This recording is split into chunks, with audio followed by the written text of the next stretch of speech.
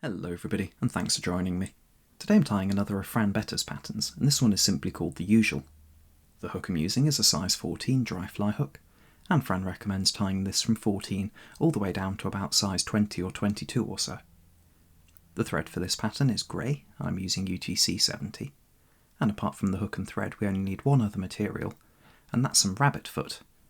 This is Patagonian hair. Fran originally used snowshoe rabbit, but it's got this wonderful crinkly translucent neutrally coloured fur underneath between the toes and on the bottom of the pad, as well as a slightly finer underfur that we'll use to make our dubbing.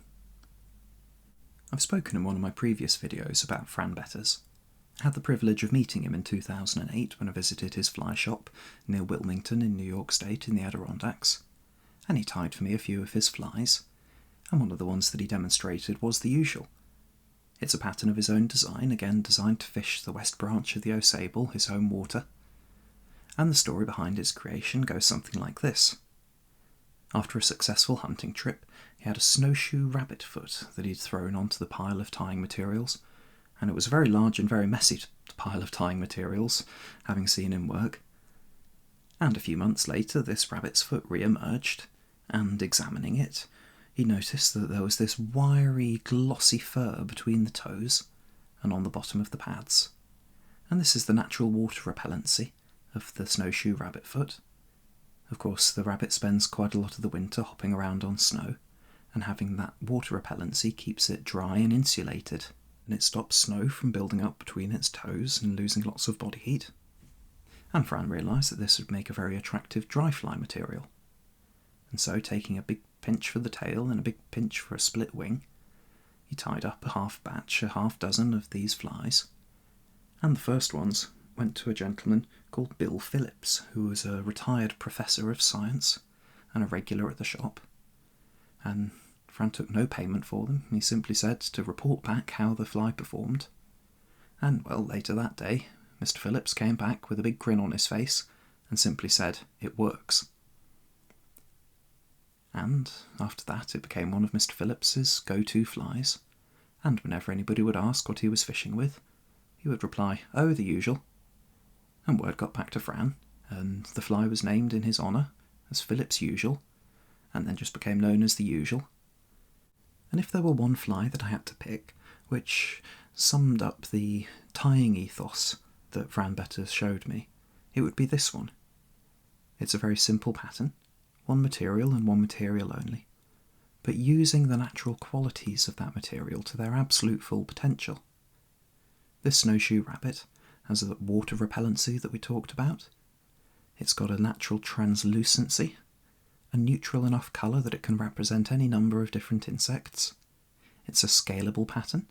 These fibres are fine enough that you could use it large, you can use it small, and still get a proportionate fly. And it creates a fabulous effect. In the water, this fly floats without any hackle.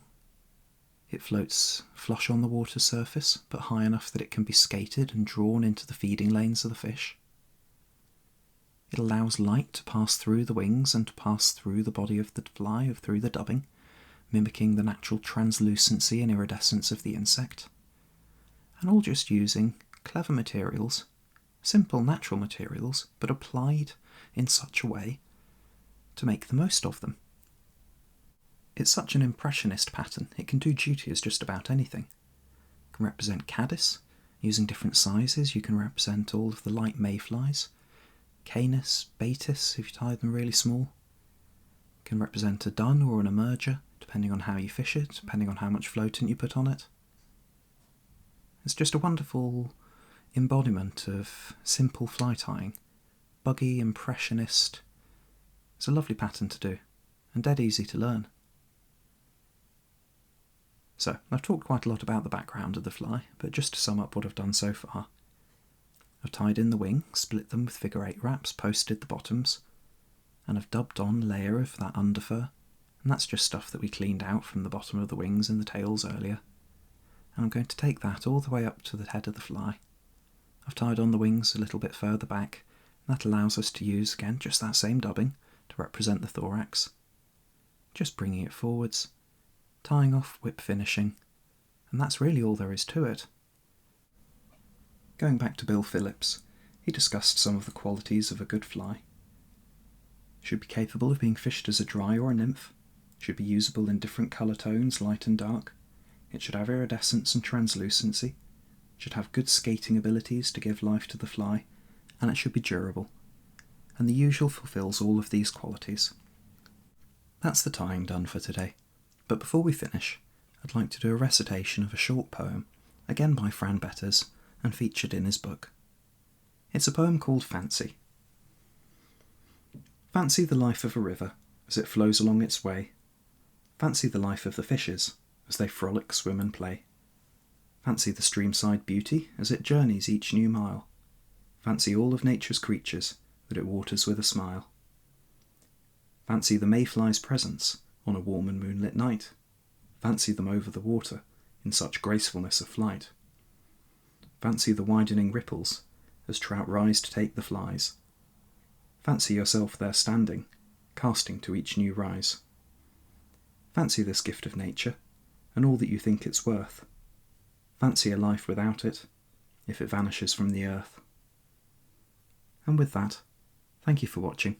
Do give this one a go, and I'll catch you in the next video.